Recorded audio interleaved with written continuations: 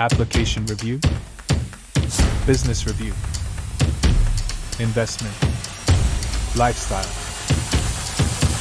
social politic.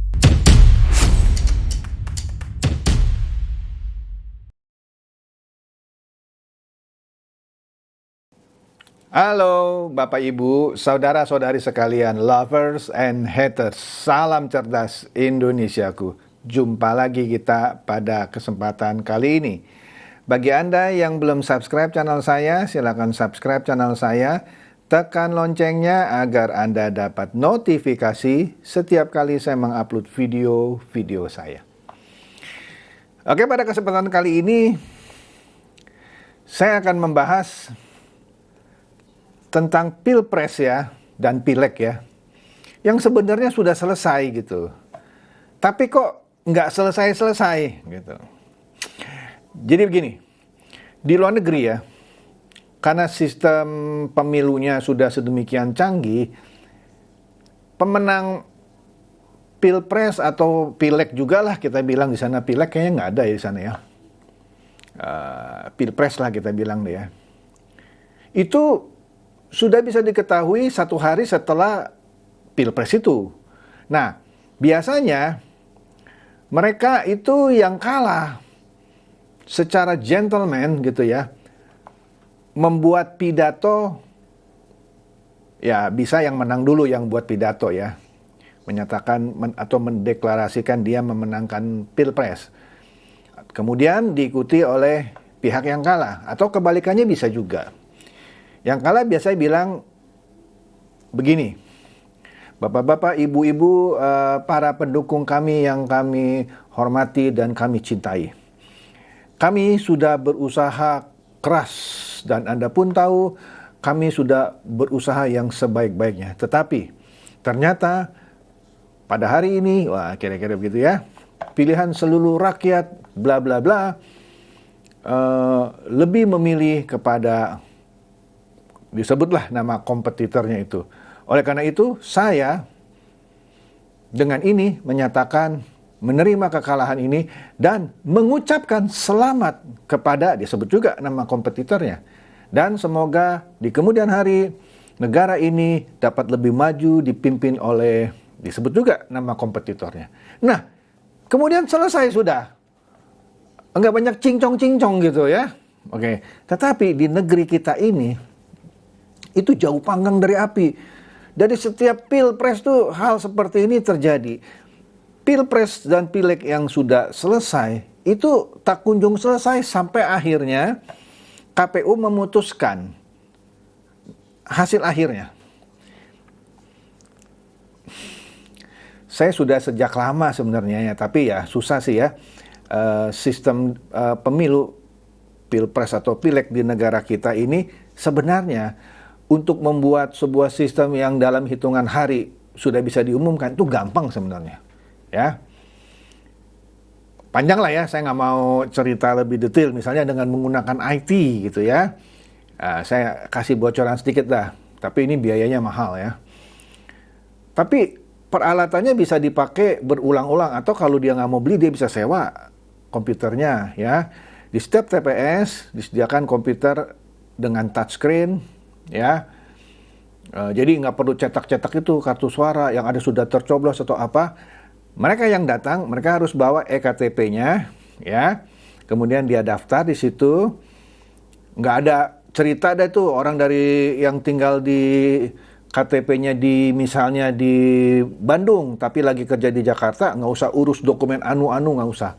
Dia tinggal datang, tinggal tempelkan dia punya EKTP gitu ya, langsung sistem itu bisa baca, oh itu si Budi misalnya. Dan si Budi belum pernah menempelkan kartunya di tempat lain. Ini asumsi EKTP-nya tidak ada duplikat ya. Memang ada beberapa pengamanan yang harus dilakukan. Oke, lanjut dulu ya. Kemudian dia langsung bisa melakukan pilihannya dia dengan menyentuh-nyentuh tombol di layar itu. Ya, tentu jaringan yang menghubungkan layar touchscreen itu atau layar sentuh itu ke servernya KPU misalnya itu harus secure, harus aman dan segala macam. Jadi begitu tutup jam tutup pemungutan suara, pada detik itu sudah tahu gitu siapa yang menang. Ah, Bapak teori praktekin dong. Iya, memang di Indonesia ini mempraktekkan itu nggak mudah gitu ya. Karena di luar negeri pun itu perlu beberapa proses sehingga akhirnya bisa dilakukan seperti itu. Oke deh, lanjut. Oleh karena itu, kita mengenal apa yang namanya pengumuman resmi yang dari KPU yang biasanya kira-kira sebulan lebih dikit malah. Setelah Pilpres atau Pileg itu selesai. Karena nanti ada tabulasi ini itu panjang deh ya. Nah, dalam masa tunggu 1 bulan lebih ini, sesuatu yang harusnya adem gitu ya. Kan waktu kampanye pada panas ya.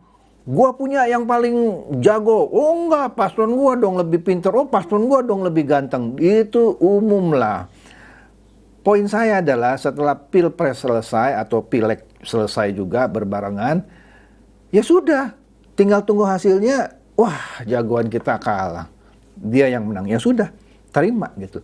Nah ini karena ada masa tunggu 1 bulan lebih. Di dalam masa tunggu ini masih saja pihak-pihak yang kalah itu tidak siap kalah. Iya, banyak pendukungnya masih di grup-grup WA atau Telegram mengirimkan hujatan-hujatan, contohlah dalam kasus kita ke paslon 02. Itu curang itu. Itu pasti servernya KPU dikerjain itu. Quick count itu nggak benar dan segala macam, sehingga para pendukung dari paslon-paslon yang kalah itu, karena melihat tim dari paslon-paslon itu bilang begitu, mereka percaya. Karena mereka juga nggak terima kalau kalah gitu. Maunya menang. Beda kan dengan kayak di luar negeri, kalau kalah ya sudah aja ngaku kalah. Akui bahwa kita sudah melakukan yang terbaik dan ini hasilnya, terima. Tapi karena tidak mau terima, ya begitu. Nah, saya lihat satu berita ya di TV, cuman saya nggak sempat download itu ya. Bahkan paslon 01 ya, dari timnya, tapi tim yang mana saya nggak tahu ya, mengklaim dia yang menang gitu. Ya kan, sehingga kalau itu diterima begitu saja mentah-mentah oleh para pendukungnya, pasti para pendukungnya panas tuh. Tim yang 01 bilang kita menang, kenapa yang 2 yang menang? Kan gitu. Oke deh, kita lihat ya beberapa berita ya. Itu intro saya. Kita lihat dulu ini satu nih berita. Nah ini dia nih, tim 1. Caimin minta pendukungnya tak terhipnotis quick count. Tetap fokus kawal perhitungan KPU. Betul, ini quick count, bukan final count atau real count. Tapi yang namanya quick count itu sama menggunakan metode statistik seperti survei. Setiap paslon juga melakukan survei itu menggunakan metode statistik yang tidak perlu untuk quick count ya. Mengambil data dari ratusan ribu TPS seluruh Indonesia. Dia perlu sampel-sampel saja. Nah, itu ada hitungan statistik dan ilmiah. Itu berlaku di semua negara. Nah, saya analogikan gini, kalau Anda masak ya, kuah sop buntut gitu ya, sop buntut gitu ya. Nah, untuk mengetahui masakan Anda rasanya sudah enak atau enggak, Anda kan cukup ngambil kuahnya itu pakai sendok kecil gitu ya. Mungkin sendok teh malah ya. Tak, Anda cicipi, kurang asin nih, tambah gitu ya.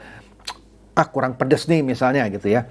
Nah, mengambil sampel sekecil itu dari kuali gitu ya untuk mencicipi rasanya, itulah yang namanya survei. Ya, Anda nggak perlu mencicipi seluruh kuah sop buntut itu untuk menyatakan, nah ini enak gitu. Enggak, cukup sampelnya. Nah, itu yang dimaksud dengan quick count atau dengan survei. Oke, lanjut. Di sini Caimin minta pendukungnya tak terhipnotis. Jadi seakan-akan quick count itu nggak benar. Yang benar nanti yang hasil KPU betul sih secara undang-undang, yang sah itu KPU. Ya, hasil dari KPU. Tapi setidak-tidaknya quick count itu sudah menunjukkan gambaran. Percaya saya kasih tantangan ya. Kalau sampai quick count, kan ada, kalau nggak salah di setiap TV ada sekitar 5 lembaga survei. Anda lihat dan nilai-nilainya kira-kira di sekitar situ aja. Ya, Anies 20 sekian gitu ya, Prabowo 58-an, Ganjar 16-an. Ya. Mau taruhan sama saya? Begitu keluar pengumuman dari KPU, paling hebat-hebatnya selisih dengan quick count plus minus biasanya 2,5%. Misal, Prabowo sekarang kan di sekitar 58%. Kalau dengan margin of error 2,5%, artinya dia bisa cuma 55,5 hasil realnya nih ya. Atau bahkan jadi 60,5, kan margin of error 2,5. Kira-kira begitu maksudnya. Begitu juga Ganjar yang sekarang sekitar 16 dengan margin of error 2,5, ini misalnya bisa cuma 14 lebih atau maksimum jadi 18 lebih. Itu margin of error. Tidak akan beda jauh. Sekarang saya kasih tantangan lah ya. Biarlah yang berkorban saya. Kalau sampai hasilnya beda jauh, saya tutup channel saya. Ya, saya tutup channel saya. Oke, puas nggak? Puas dong. Oke, jadi dengan statement seperti ini untuk tak terhipnotis, jadi dia memberikan semangat kepada para pendukung 01 bahwa masih ada harapan ini 01 menang gitu ya. Bahkan di tadi yang saya bilang di video itu, timnya 01 cuman bukan tim pusat kali ya, kita yang menang. Waduh, itu kan membakar semangat, jadi situasi menunggu 1 bulan tuh panas terus gitu ya. Nah ini juga Tom Lembong. Ya, Tom Lembong bilang tak terpengaruh dia dengan quick count. Dia masih optimis Anies dan Caimin lolos putaran kedua. Saya tantang Tom Lembong. Tom, kalau dia tidak lolos putaran kedua gimana? Kalau dia lolos putaran kedua, maksud saya 01 ya, saya tutup channel saya. Berani nggak Tom? Iya, atau kalau Anda deh yang pendukung 01, kalau sampai 01 masuk putaran kedua, Anda mau kasih saya apa? Kalau saya tutup channel saya. Berani? Oke. Ini juga, Caimin selain Tom Lembong, Caimin juga yakin Pilpres itu 2 putaran.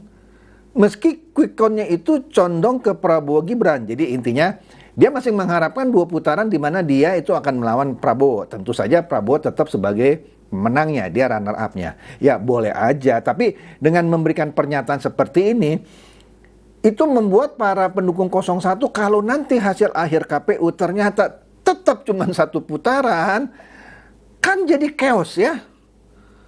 Caimin bilang yakin kok Pilpres 2 putaran, kok ini KPU bilang menang itu Prabowo Gibran. Nangkap ya? Nah inilah, menurut saya para paslon ini tidak memberikan edukasi, atau timnya juga tidak memberikan edukasi kepada para pendukungnya. Bahaya ini menurut saya. Ya. Nah, sekarang kita lihat yang kubu 03. TPN Ganjar mau bentuk tim khusus dalami dugaan anomali Pilpres 2024. Ya. Aduh. Kemudian kalau kita lihat di Solo Post News, kira-kira sama beritanya, tapi dengan penekanan kandang banteng jebol. Ganjar bilang ada anomali suara Pilpres dan Pileg 2024. Kandang banteng orang taunya Jawa Tengah. Ya, yang besar tuh Jawa Tengah. Kemudian ada juga Bali. Jebol. Yang menang 02. Jawa Barat dikuasai 02. Jawa Tengah direbut oleh 02. Jawa Timur, waduh menang banyak juga 02. Bali pun akhirnya 02 menang. Di luar dugaan. Ya. Sampai semalam yang saya lihat, Anies itu unggul telak di Aceh. Di Jakarta bersaing dengan Pak Prabowo salib menyalip plus minus 2% selisihnya. Masih unggul Anies. Yang satu lagi di Riau. Anies unggul. Sebut saja deh, akhirnya pengumuman terakhir Anies tetap unggul di Jakarta dengan selisih plus minus 2% dengan Pak Prabowo. Pak Prabowo Gibran gitu maksud saya. Iya, artinya Anies hanya bisa menang di 3 provinsi, Aceh, DKI Jakarta, dan Riau. Sedangkan Ganjar Mahfud tidak 1 provinsi pun menang. Ya, selisihnya jadi kalau ada 38 provinsi, tadi 3 direbut Anies Caimin, 35-nya direbut oleh Prabowo Gibran. Tapi di sini Ganjar bilang ada anomali suara Pilpres dan Pileg 2024. Apa sih yang dimaksud? Jadi begini, saya bisa nangkep ya. Jadi ketika quick count itu dimunculkan, kan ada quick count untuk presiden dan wakil presiden, ada quick count untuk pileg ya. Di awal-awal, nah namanya kan data awal masuk baru 1%, 2%, itu data masih mentah.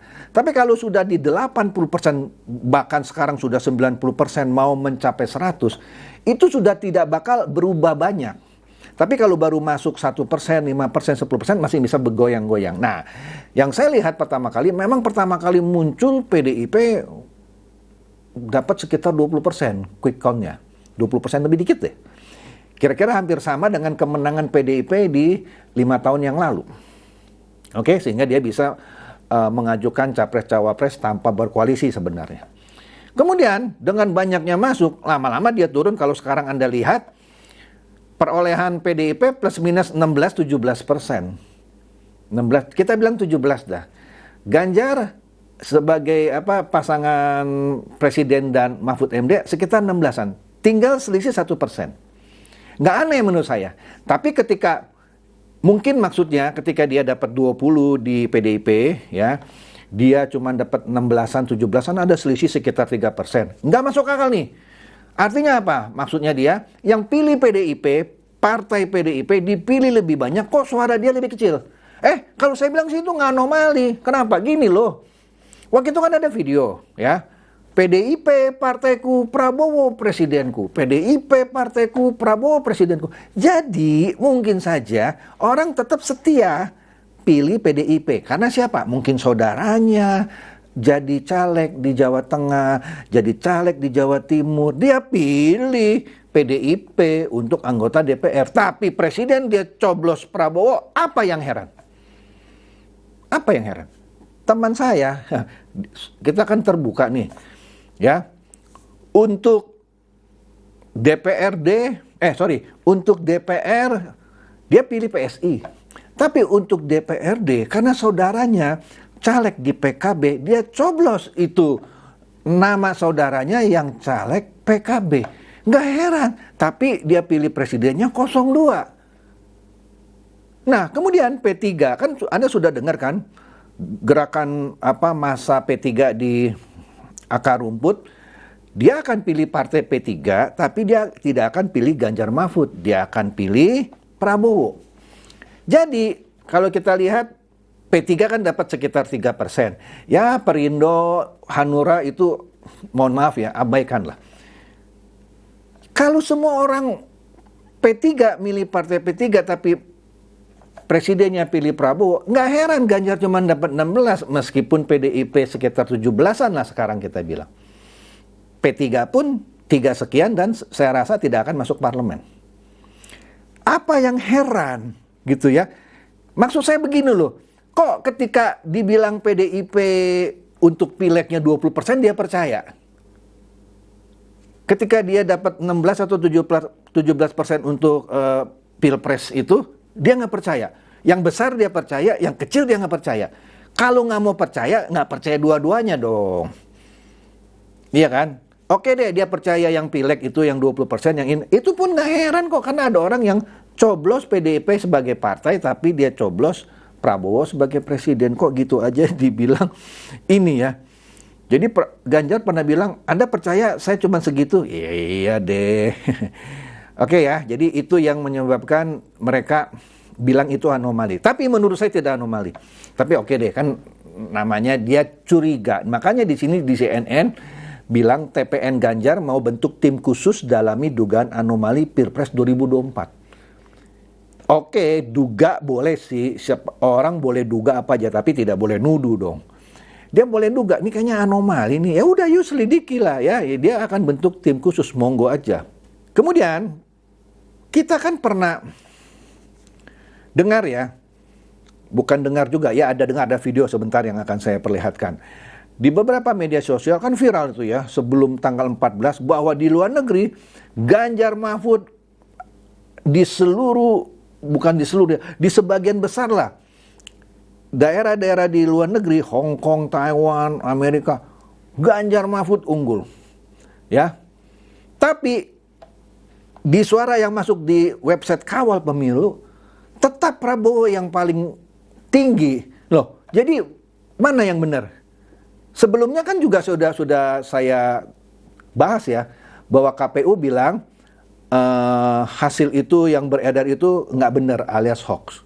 Nah kita lihat ya, bahkan seorang Andika Perkasa dari TPN Ganjar Mahfud mengumumkan hal ini, bahwa mereka unggul di luar negeri. Nah kalau sekarang suara yang masuk di kawal pemilu, hasilnya ternyata mereka kalah, bukankah ini akan menimbulkan konflik? Nah kita dengar ini Pak Andika Perkasa ya mengumumkan hasil pilpres di luar negeri. Ya, beberapa hari sebelum tanggal 14. Ya, kita dengarkan. Nah, ini dia sebentar ya. Ini menarik. Di luar negeri sudah mulai, ya, saya sebutkan ya. Pertama di Hong Kong, jadi ini hasil sementara di Hong Kong. Mau tahu pemenangnya siapa? Ganjar Mahfud. Ganjar Mahfud yang menang di Hong Kong. Ini hasil sementara. Di Amerika Selatan, siapa pemenangnya? Ganjar Mahfud. Tepuk tangan semuanya. Jadi Ganjar Mahfud ternyata dicintai oleh masyarakat Indonesia yang ada di Hong Kong, Amerika Selatan. Termasuk yang di Eropa. Pemenangnya siapa? Ganjar Mahfud. Tepuk tangan sekali lagi untuk Ganjar Mahfud. Nah, berikutnya adalah yang di Timor Leste. Pemenangnya juga Ganjar Mahfud. Tepuk tangan untuk Ganjar Mahfud. Kalau Anda lihat di videonya itu, di bagian kiri bawah itu ada logo apa tuh KPU ya, seakan-akan itu resmi, padahal bukan ya. Tapi ini akan menimbulkan gejolak ya kalau ternyata benar yang di Jawa yang di luar negeri itu kalah ternyata Ganjar Mahfud. Aduh. Lanjut deh. Ya. Nah, ini saya cuma ambil satu segmen aja ya. Ini exit poll ya. Nah, ini dari Kompas ini ya, dari Kompas ya. Jadi begitu orang selesai keluar dari TPS, mereka melakukan survei juga lah ya, yang namanya exit poll. Di sini dia survei atas Anies Baswedan dan Caimin, pasangan Prabowo Gibran, Ganjar Mahfud. Nah, yang paling kanan itu orang yang tidak mau jawab atau merahasiakan. Nah, kita lihat nih ya. Dari kalangan Islam NU, pemilih Prabowo dan Gibran itu paling banyak, coy. Anda lihat di situ 55,8%. Ya. Kemudian dari kalangan Muhammadiyah ya, yang memilih Anies dan memilih Prabowo Gibran itu bersaing, tapi di sini Anies Caimin lebih unggul 0,3% dengan meraih 41,9, sedangkan Prabowo cuman 41,6. Sekali lagi Ganjar Mahfud pecundang, merah itu yang merah kanan tuh ya, kecil sekali ya. Nah, kita lihat lagi. Nah, untuk golongan Islam selain NU dan Muhammadiyah, Prabowo Gibran unggul di 49,5%, ya. Anies Caimin dapat 30,1. Nah, sedangkan Ganjar Mahfud posisi kunci lagi, berapa itu? Cuman 9,8 ya. Kemudian dari umat Katolik yang memilih Prabowo Gibran itu paling besar 64,9%, ya. Yang memilih Anies cuma 1,7, yang memilih Ganjar Mahfud itu lumayan tuh ya, 29,3. Jadi meskipun KWI yang saya pernah bahas itu agak cenderung mendukung Ganjar, tapi umatnya memilih Prabowo Gibran. Jadi kita mesti tepuk tangan dulu dong, ya. Kemudian dari kalangan Kristen Protestan yang memilih Anies Caimin 1,7%, yang paling besar memilih Prabowo Gibran di 56,9%, ya. Sedangkan yang memilih Ganjar Mahfud cuma berapa itu? 32% sekian. Jadi misalnya meskipun PGI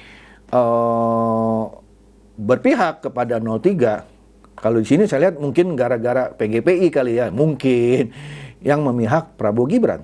Tapi yang saya surprise itu yang Katolik loh. 64,9 memilih Prabowo Subianto. Meskipun Romo Simon Petrus Lili Cahyadi yang juga sekaligus rektor STF Driakarya bilang Jokowi itu paling tolol. Mungkin gara-gara itu ya.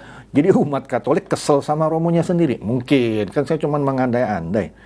Kemudian yang dari beragama Hindu ternyata tidak ada yang memilih Anies Caimin. Nah, di sini tetap yang paling banyak Pak Prabowo Gibran 47,5. Agak bersaing sih dengan Ganjar Mahfud di 43,2. Nah, sisanya yang tidak menjawab 9,4%. Yang lainnya, Konghucu, Buddha, dan lain-lainnya gitu ya, yang memilih Anies Caimin 7,9%. Yang memilih Prabowo Gibran tetap terbesar 50,0%, sisanya ya sekitar 26,3% Ganjar Mahfud.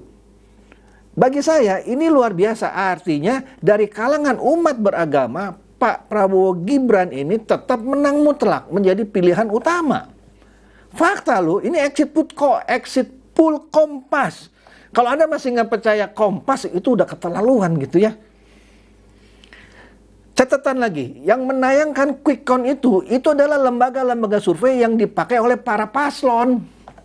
Kenapa nggak dipercaya? Astaga. Kecuali itu hanya lembaga survei punyanya Prabowo Gibran. Enggak. Astaga, capek deh. Oke, kita lihat ini ya, pernyataan Pak Mahfud nih ya pada Pilpres tahun lalu. Bagus nih pernyataan Pak Mahfud. Dia bilang apa itu? Setiap pemilu yang dilakukan selalu dituduh curang oleh yang kalah. Jadi yang kalah selalu bilang curang. Pak Mahfud pinter juga ya ternyata ya. Dan apapun yang dilakukan oleh KPU selalu salah di mata yang kalah. KPU itu disuap tuh, dibeli itu, servernya nggak benar. Ini yang ngomong Profesor Mahfud loh, mantan ketua MK. Ya kan, tapi sekarang di paslon 03 yang ada Mahfud justru yang teriak-teriak curang, diduga ada anomali ya, tapi mudah-mudahan Pak Mahfud bisa menyadarkan lah ya. Nah, kita lihat ini contoh nih ya, di tahun 2019. Waktu itu Denny Siregar itu mati-matian mendukung Pak Jokowi. Kita lihat yang sebelah kanan ya. Denny Siregar bilang, sebelumnya teriak-teriak lah Jokowi curang, kemudian teriak lagi KPU curang, besok teriak Mahkamah Konstitusi curang. Kasihan ya mereka, hidup kok paranoid, semua curang kecuali diri mereka sendiri. Biasanya yang suka curang selalu teriak curang. Wah ya, itu 24 April 2019. Nah, kita lihat sekarang komentarnya Denny Siregar yang di sebelah kiri ya. Ini kontradiktif dengan pernyataannya di tahun 2019. Nah, di sini ada gambar Pak Andika dipasangkan jaket gitu ya oleh Pak Arsyad ya. Denny Siregar bilang apa? Potensi-potensi kecurangan itu sudah sejak lama diketahui, bahkan film Dirty Vote sudah menjabarkan lubang-lubangnya, terstruktur, sistematis, dan masif. Nggak ada yang kaget ketika itu terjadi. Jadi dia membicarakan dirinya sendiri. Biasanya yang suka curang, teriak curang. Artinya dia biasa curang dong. Karena di tahun 2019 dia bilang, yang suka curang selalu teriak curang. Seperti kata Pak Mahfud tadi. Oke, satu lagi nih. Kita dipaksa percaya dengan hasil quick count yang berupa sampel. Lah, dulu lu 2019 juga percaya quick count. Kok sekarang bilang begini? Oke, lanjut. Dibikin lebih percaya dengan deklarasi kemenangan. Boleh menurut saya, Pak Prabowo, meskipun itu baru quick count, ya kan? Karena saya bilang, itu saintifik. Tapi untuk pelantikan memang harus menunggu kata akhir dari KPU. Gitu aja kok repot ya. Dan tiba-tiba server utama yang sejak pagi down mendadak nyala. Lah, di 2019 server pernah down nyala juga. Lu kok nggak marah-marah? Sekarang server down terus nyala, kok lu malah marah-marah? Lalu dengan cepat dan beruntun keluarkan angka yang mirip-mirip dengan quick count. Astaga, terserah lu deh ya. Kalau lu merasa dicurangi kan ada mekanisme ya, kita bisa tuntut dan apalah gitu ya. Jadi lu yang nggak usah paranoid sekarang Den. Kok lu yang paranoid sekarang gitu ya. Aduh, kopi saya nggak ada sini, kalau ada mau saya seruput. Jadi pesan saya, Ya, kalau Anda siap untuk menang, Anda juga siap mental untuk kalah. Dan akui kalau memang itu Anda kalah. Tapi kalau Anda masih ada curiga ini itu mau nunggu, ya monggo aja. Karena memang ada waktu 1 bulan lebih sedikit gitu ya, untuk menunggu hasil akhir KPU. Tapi jangan bikin berisik lah gitu ya. Kalau Anda benar-benar melihat kecurangan, bisa membuktikan kecurangan, laporkan, gugat, gitu aja kok repot. Oke, jadi siap menang juga harus siap kalah. Itu aja dari saya, semoga ini mencerdaskan dan mencerahkan Anda semua. Silakan share video saya ini kepada teman-teman, sahabat, atau kerabat supaya mereka tambah cerdas dan tercerahkan. Seperti biasa, terima kasih.